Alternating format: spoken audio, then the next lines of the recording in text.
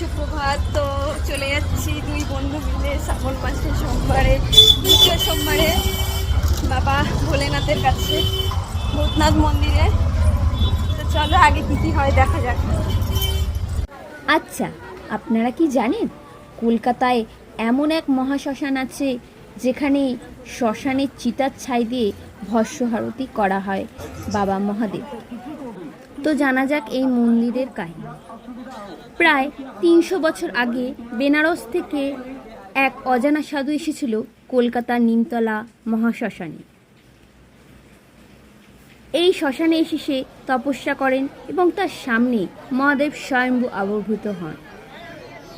দেখতেই পাচ্ছ কি লাইন বাবার মন্দিরে।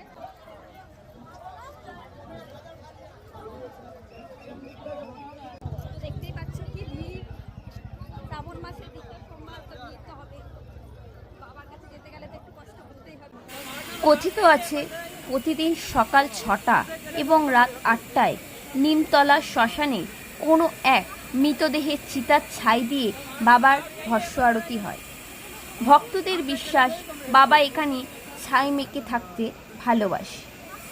মান্যতা আছে এই ৩০০ বছর ধরে নিমতলা মহাশ্মশানে প্রচুর ভিড়কে উপেক্ষা করে আমরা পৌঁছে গেলাম আমাদের গন্তব্যস্থল বাবার দর্শনে।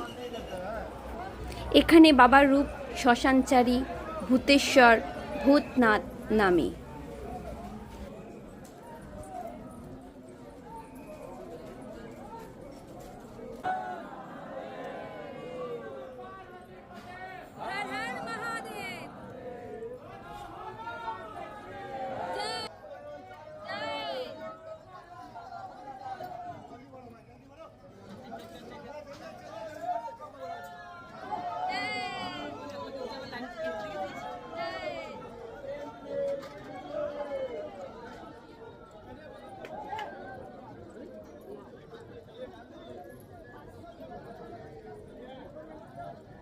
বন্ধুরা at last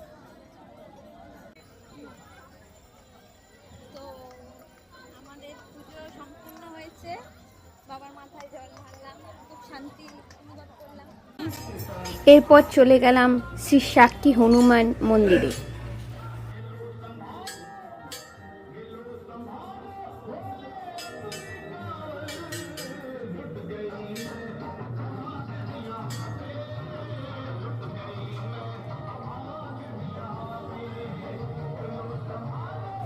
সত্যি মনের মতো পুজো দিয়ে সত্যি মনটা ভালো হয়ে গেল। মন্দিরে পুজো দিয়ে বেরিয়েই আমরা পেয়ে গেলাম দেখতেই পাচ্ছেন আবার পেয়ে গেছি বাবার নামে ভোগ। দেখতেই পাচ্ছে সঙ্গে পেয়ে গেছি ভোগ। হাতছাড়া করে খেয়ে নি। হর হর মহাদেব। কেমন লাগছে ভোগ? বিউটি বিউটি কেমন লাগছে? প্রসাদ খেতে খেতে দেখতে পেয়ে গেলাম নাগ দেবদেবী। ওনাদের মাথার উপর হাত দিতেই কেন জানি না মনটা খুব ভালো হয়ে গেল।